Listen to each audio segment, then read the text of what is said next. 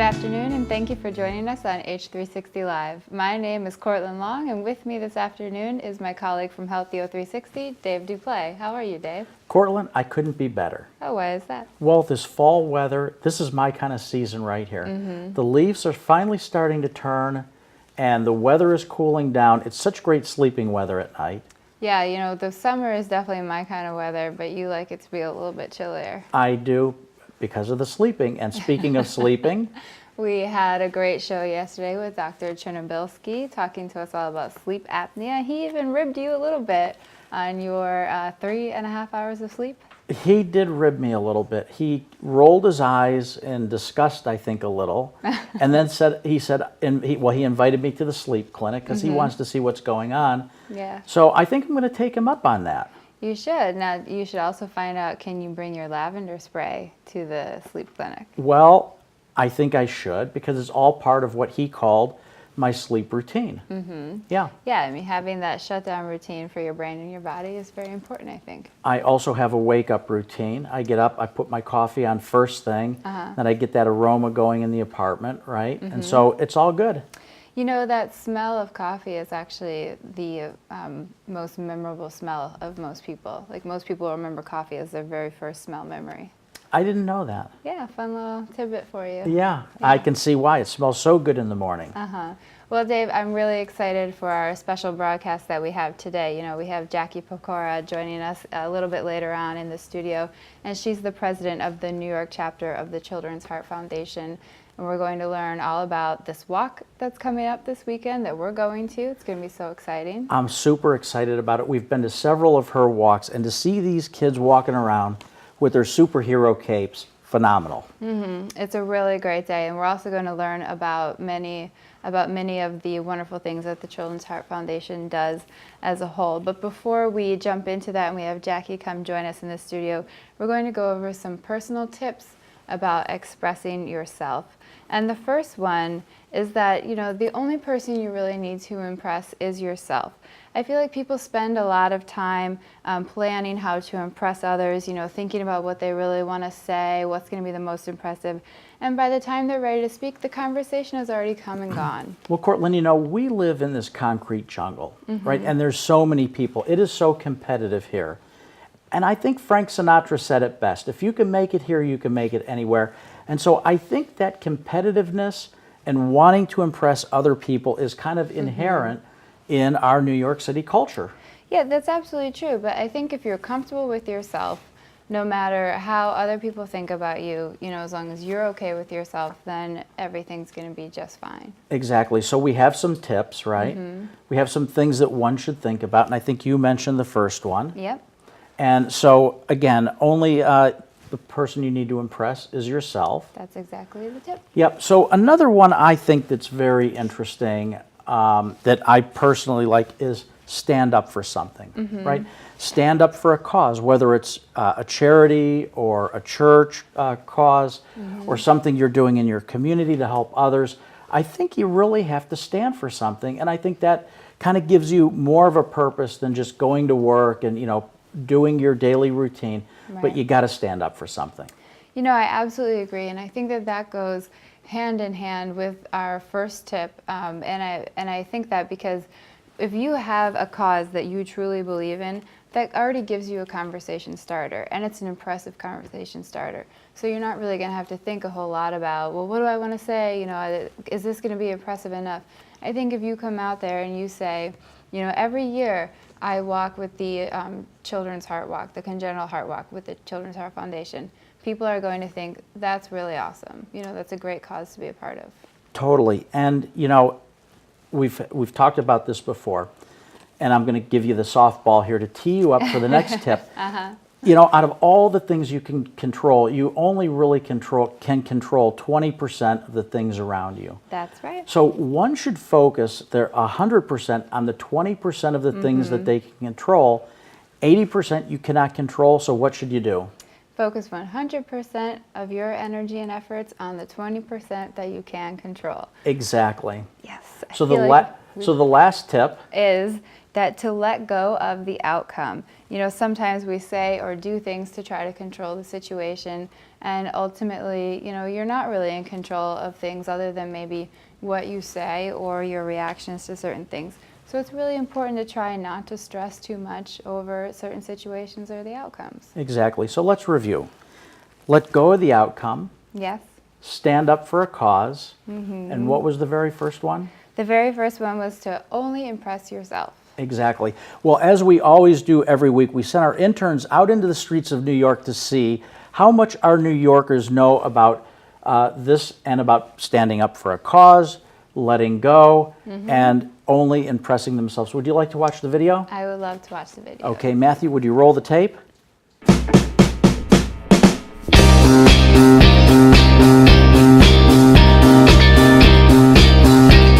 A lot of people try to impress others before impressing themselves. What is your take on that? Well, it's funny because if you look at society today, that's basically the norm. Trying to impress others, you want to look like others, you want to conform to what they think is the right way. I think that that's kind of what is expected of everyone. We have just this, I guess, need to be liked and need to be approved of. Yeah. So I think that it's easier to just tend to worry about what others think of you before you think about how you feel about yourself, I suppose. I think it's important to impress yourself first with how you look like, how you behave, how you talk to others, because you have to feel comfortable and then other people feel comfortable with you. What would you stand for? And when I say that, I mean, is there a profession or a hobby or even a cause that you're incredibly passionate about that you stand for? Arts in schools. I believe that one of the easiest ways for a lot of people to express themselves in situations where they wouldn't otherwise feel comfortable is through a form of art. Yes, the upliftment of my people. Yes, because a lot of things, racism is something that a lot of people try to ignore. Having a class system where a certain class is put down and stomped upon and murdered outright. I practice yoga every day, so I'm really passionate about it. And together with yoga, it comes like healthy lifestyle, zero waste. And I feel really bad about lifestyle of New York because I moved 2 months ago, and there is a huge amount of plastics everywhere. How do you think people can work towards trying not to control the outcome of a certain situation? Let it flow, let it be. That's also a thing I learned in yoga, that you have to let go and just feel comfortable, enjoy the moment, behave according to how you feel at the right moment. And that's you. You cannot pretend all your life. I think that it's human nature to want to control a situation, especially something that directly affects you. And I think the hardest part about that is that ultimately you don't have full control over everything that happens to you. I think it's important to look for a positive in every situation, in every trial.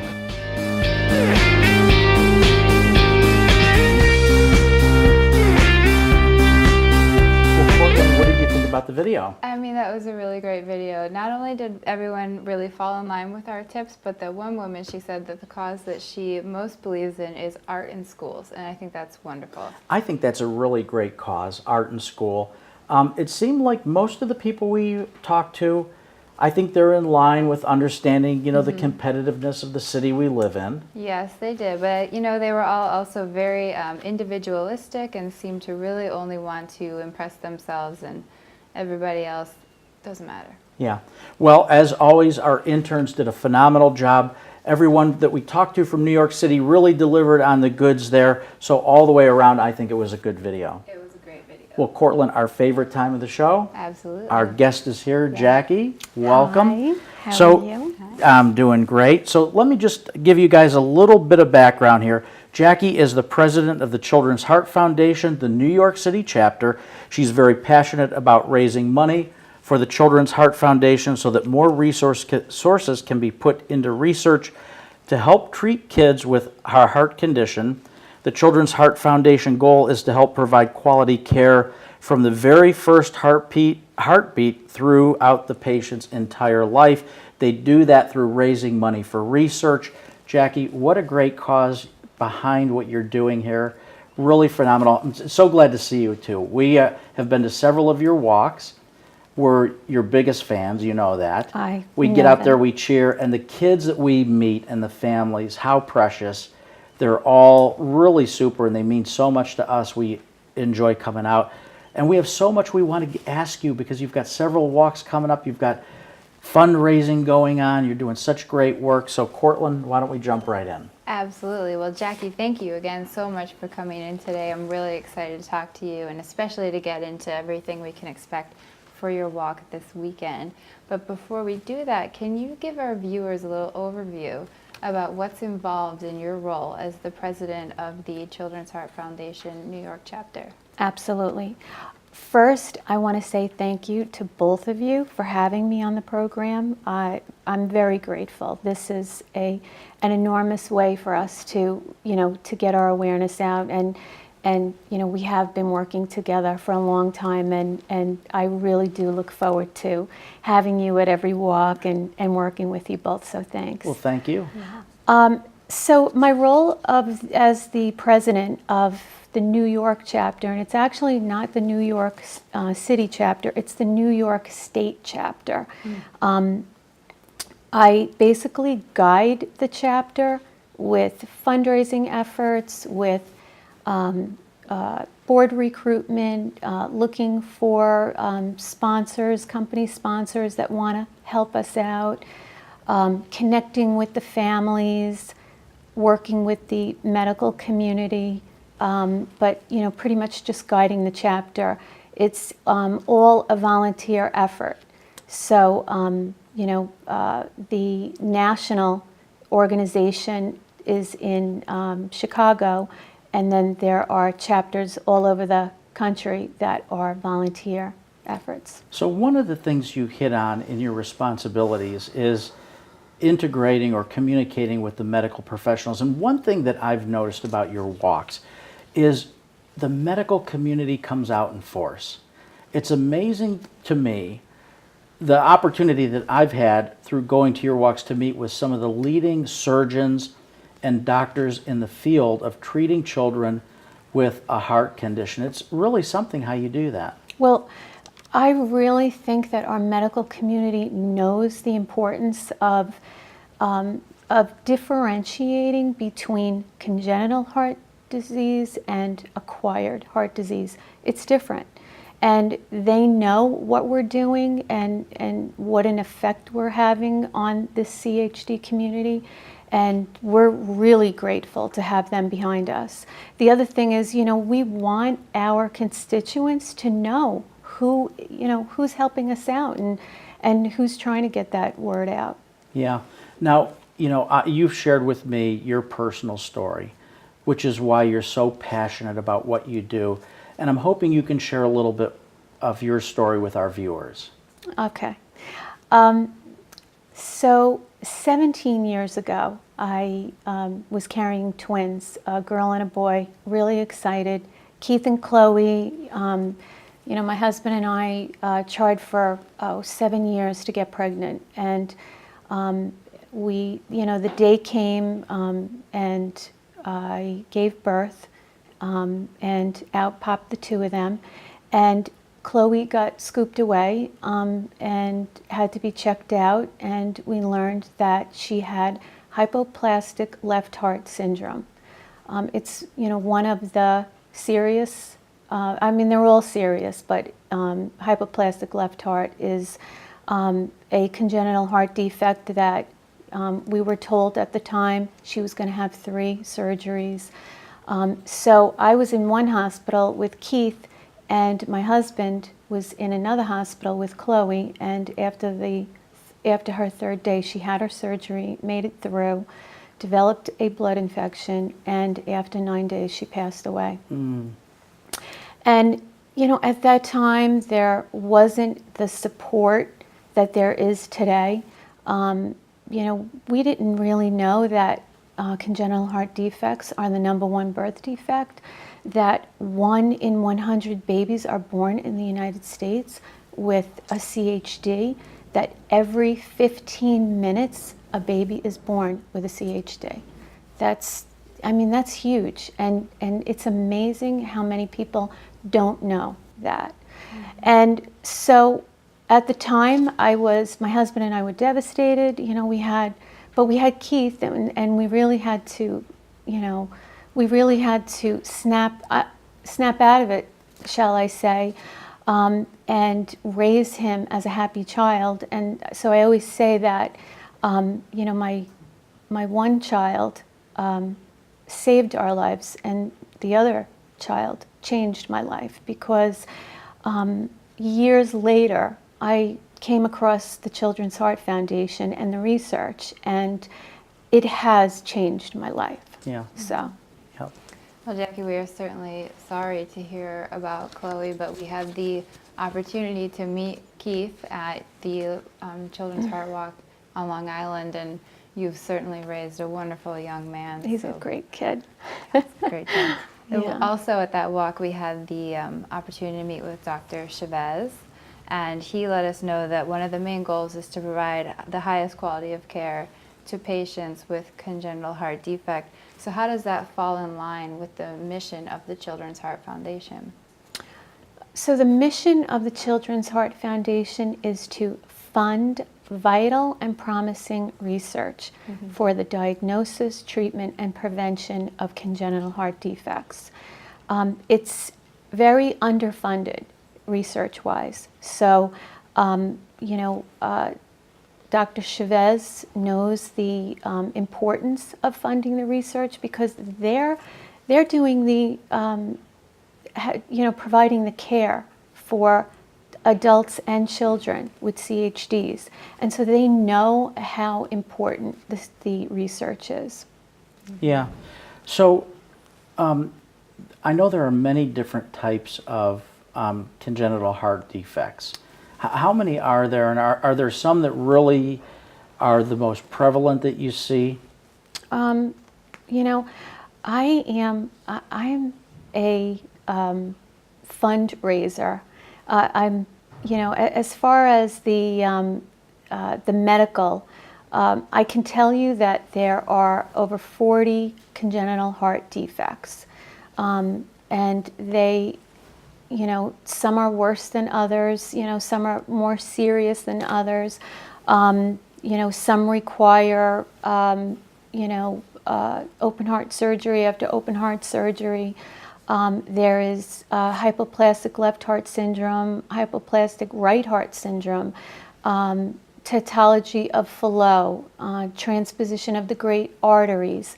There are kids that are required to wear pacemakers.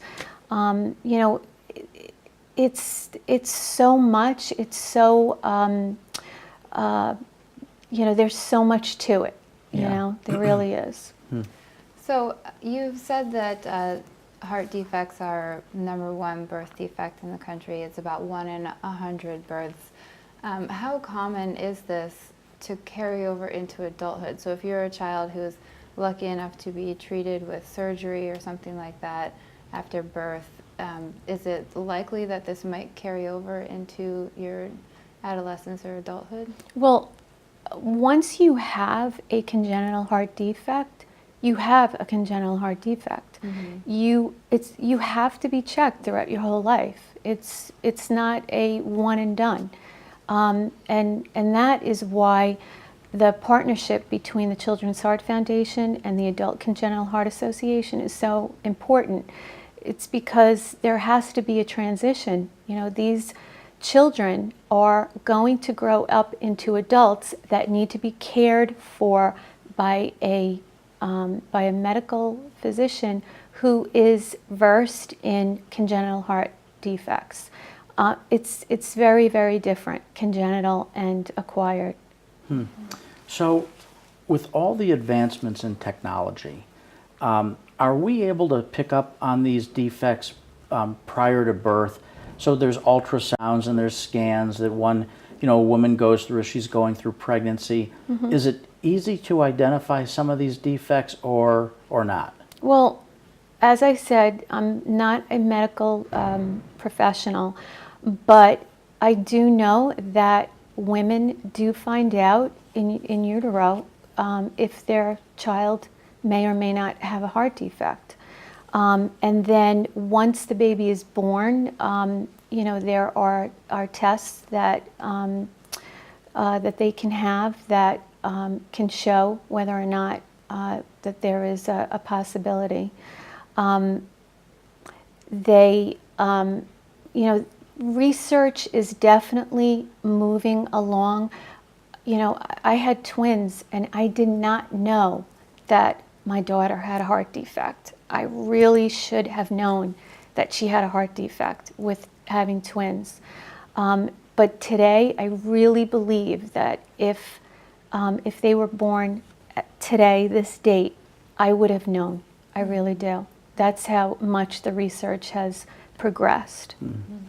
So just switching gears for a moment here, can you tell us about some of the different ways that the Children's Heart Foundation does their fundraising? Okay, well, one of the things that we do is the Congenital Heart Walk, which you've been a huge part of. And that's the partnership with the Adult Congenital Heart Association. It's a program that has been going on for the past 6 years. You were at the walk in May where Dr. Chavez and Winthrop and North Shore LIJ were both site sponsors at. We raised $122,000 at that walk. That was the highest grossing walk to date. Then in October, we're going to have the New York City walk. So for the New York chapter, what that does is actually for the Children's Heart Foundation, we get half of everything that we raise from the Congenital Heart Walk, and the Adult Congenital Heart Association gets the other half. It's a really great partnership. We serve the CHD community powerfully because we bring everyone together. Parents learn about transition, about who's involved, with the adult programs, and they also get to, they get to have that camaraderie. You have families getting together, and just being with people that have the same condition. So that's one of the ways that we raise money. We also have fundraisers throughout the year. We just had a golf outing recently that Mike Vasallo and Financial Equities did for us on Long Island. It was called the Swing from the Heart golf outing. It's the second year, and they're doing it again next year. And Philly Fuels raised $11,000. We just had a mom, that baby's name is, I believe, Annabelle, raise over $11,000 with a t-shirt booster. Wow. Wow. That's really good. That's really, really good. Yeah. We have, I believe we have a paint night coming up, so we have a bunch of different things. We also, the Children's Heart Foundation has a program called Change My Heart, and it's where schools and companies, corporations can take part and, do the little change bucket, and or even really make the fundraiser, be creative with it and kind of make it their own. And we definitely have schools and organizations that are involved with doing that. Well, Courtland, you might be interested in paint night. You're a painter. Yes, I do paint a little bit. It's fun. Yeah. She's very good. I've seen her work. But you hit on a couple of the things that I want to talk about, because you get these people at this walk, and raising money is one thing, but there's so many other added benefits of having these families get together at the walk. Oh. The whole psychosocial, right, just mingling, I think these people, these parents, realizing that they're not alone, right? So, and I'm sure that And they come up. even the young people realizing that they're not alone, the adults too. Yeah. So, do you have a lot of people coming up and talking to you about things other than just the fundraising aspect, and about can you partner us up with so and so, or can you connect us to this organization or that organization for other kinds of support? Do you see a lot of that going on? I can really speak for the New York chapter. It is a really passionate chapter. We have a Heart Mom support group, and that's over 100 moms, and we have a Heart Dad support group, and they are, that it's a fairly new group, and they are they are funny and creative and amazing. And then there are other CHD groups out there. There are groups that help families in financial ways. There are, and that would be Gavin's Got Heart, and then there's Wear Red or Go Naked. That is some of the dads, and they provide care packages for kids in the hospital. The New York chapter is doing a toy drive, a CHF toy drive, where they collect the toys and bring them to the medical facilities. And so it's a lot more than just funding the research, although that's the mission. Right. I mean, that's the mission. But it's a lot more, it really is. And let me tell you something, you really feel that passion, especially at the walk. I mean, you'll see, when we go to that New York City walk and we do that United to Fight CHD in New York City, and we have these teams do it and yell it and really feel it. I love everyone within the CHD community. I just, it's not work for me. I love this. Yeah, you can tell. Yeah. Last year when everybody did the United to Fight, it was such a powerful battle cry. It was wonderful. Oh, it was great. Mm-hmm.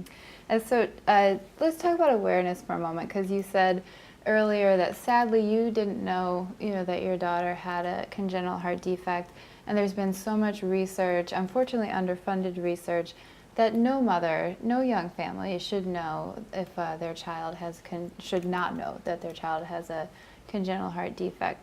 So what are some of the things that the Children's Heart Foundation is doing to make sure that information gets out there to the public, and that they are raising awareness about these defects? Okay, well, the walk is the one thing, but we also have a website, which is childrensheartfoundation.org, and then each chapter has their own website. We have really amazing social media. And besides the Children's Heart Foundation page, and then each chapter, the national, they all have their own pages. Each walk has their own social media pages, and then just the our constituents. We're constantly, even with the New York Moms support group, we're constantly having people reach out to families in the hospitals and saying, hey, did you know about the Children's Heart Foundation? Did you know that there's this CHD community? And then they'll come in. Just wearing a Children's Heart Foundation or a congenital heart walk shirt. I was on vacation in Hershey, and I met a family.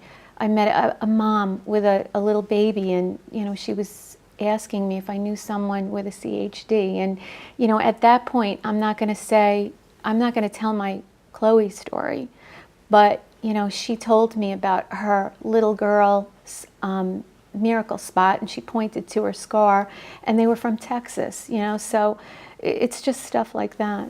Yeah. So speaking of research and funding research, you said you work with the Medical Advisory Board as part of your Yes. role. And so I take it they get proposals in from physicians and researchers who want to conduct further research. And so what does the Medical Advisory Board do in that capacity? They, I take it, maybe review these proposals and then decide who's going to be awarded some grant money? Right. So what happens is the Children's Heart Foundation puts out an RFP, a request for proposals, and June 1st, the proposals have to come in. So in 2014, I'm going to tell you how many we got. In 2014, we received 68 proposals, which totaled 10,357. 10 million, I'm sorry, 10 million. And we funded 1.1 million of that. So there was another 9 million that, that was left out. And now in 2015, we've already received proposals. We've received 52 proposals for this year, which is a total of 8,745,000. And that number includes first-year requests and second-year requests.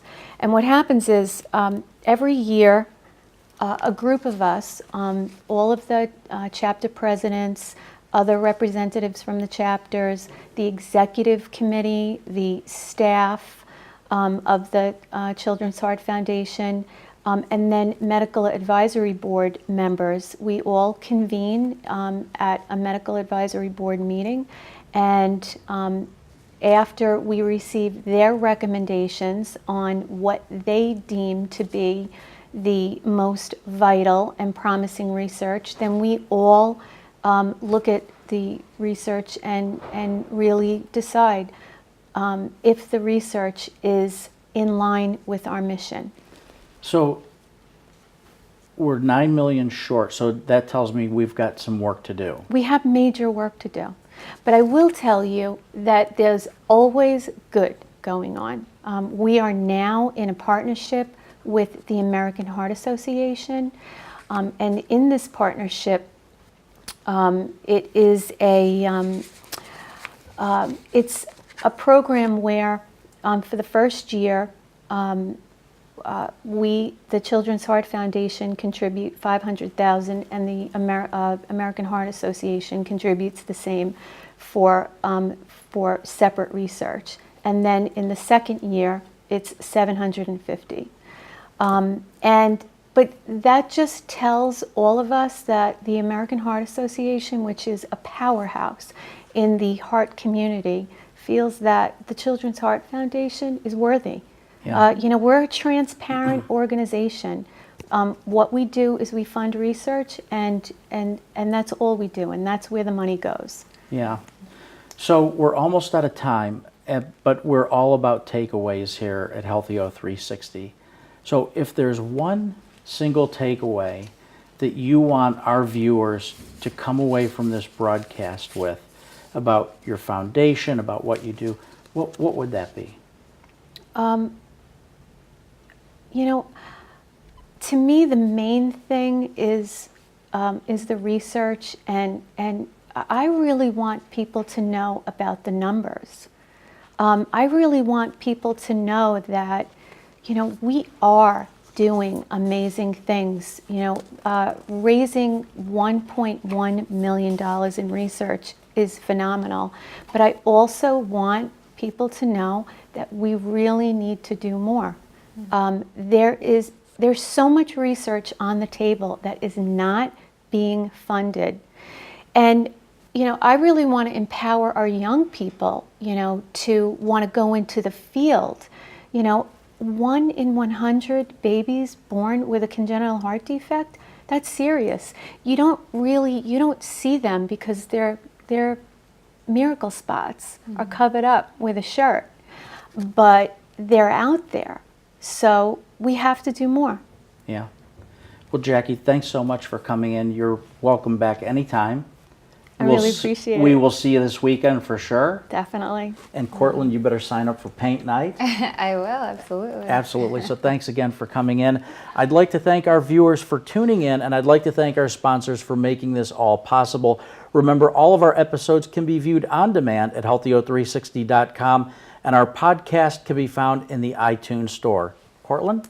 Well, we love social media, and we're all over Facebook, Twitter, Instagram, and Pinterest, and we use that hashtag #RealStories when posting. We'd appreciate it if you would do the same. On behalf of Dave Duplay, myself, and the entire Healthyo360 family, we'd really like to thank you for joining us for this special broadcast. We hope you have a great day, and we look forward to seeing you again next week.